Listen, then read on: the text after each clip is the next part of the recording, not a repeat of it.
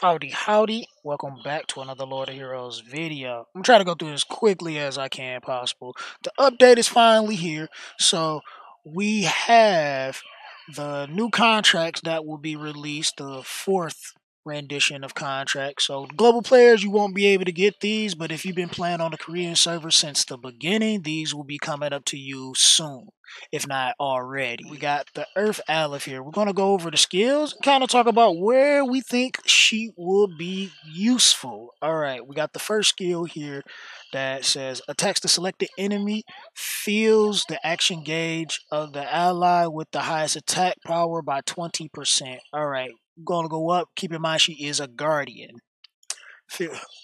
Second skill, attacks all enemies, generate a shield based on the user's health for both the user and the ally with the lowest health, which lasts for 2 turns. It's a 4-turn cooldown. For spirit cost on her burst says attacks all enemies, grant all allies a health regen buff that lasts for 2 turns. Alright, she get her passes, increase her health so she can be tankier, and then decrease damage from the water element. Decreases damage from water. Well, she's strong against blue because she's green. Yeah, she's green. So, I, I suppose maybe decrease damage from the red. But alright. Okay, so off rip, this one reeks of raid boss. This would be a great raid boss, especially for burst, just because you get the it says grants all allies a health regen buff. So it's like, it's not a heal, but you do get the regen buff. I can see that being pretty useful. And even if you don't use her on burst, you could still reap a lot out of the attack all enemies generates a shield based on the user's health for based on the user's health for both the user and the ally with the lowest health. That is going to be great because the lowest HP unit is going to definitely need to get that when that boss put them hands on you. I don't really see her being the greatest. No, maybe actually could be useful in PvP as well. She's fast enough, she can get in and get her turn. This would be good for Vanessa comps. For the blue Vanessa comp or red Vanessa comps, where you want to be a little more tankier, so you have a lot more sustain with her being in your team. This would actually be really good for those kind of comps for the people that like to run that. All right, moving on to the Earth Water. I mean water. Water. All right.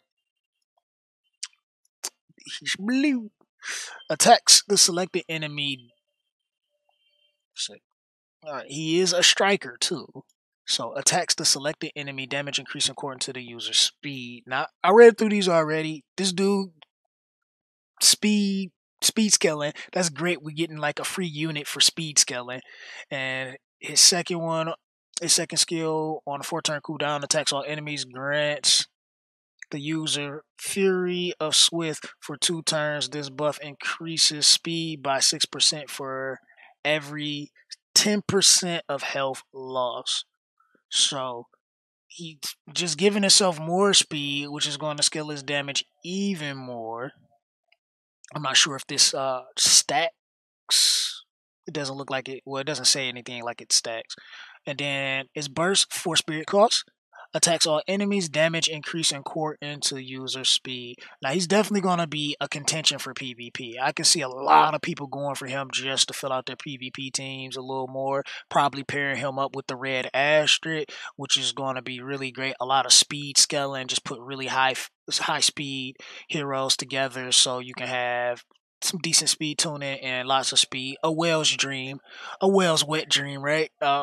And then his passes increase speed by 3. Now this is, I think he's the only other hero besides Chrome that has a passive with increased speed.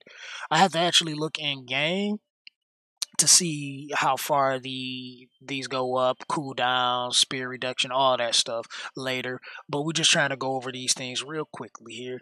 And then this other one, he gets increased damage to the red, which is not bad. But yeah, he's definitely reeking of PvP. Like, you definitely want him for PvP. Now, one that my Discord was kind of talking about a lot, the red Lumie, who is, it says shooter. I love these translations. But she's a sniper, which first skill says attacks the selected enemy 60% chance to reduce their attack power for one turn, increases the user's attack power for one turn if the attack is a critical. So already she's saying she wants to have crit rate. She want to be max crit rate. Give her as much crit rate as possible because that's what she wants to do to get her skills off. I wonder if these go up to like one or like 2 turns or something like that. Probably so. Second skill, 5 turn cooldown, must be really strong. Attacks all enemies, decrease their action gauge by 20% the attack is a critical hit. 40% chance to inflict stun for one turn. This is insane. You reduce the action gauge and get an AoE stun. Now this is extremely PvP. No wonder it's on a 5 turn cooldown. This is like putting Blue Pup and Frem all in one skill. It's like both of their second skills all in one skill and say, I'm about to just smash on top of everything in my path. She's definitely hands down super PvP. Will be great for farming, like insane for farming. I'll probably end up going with her first.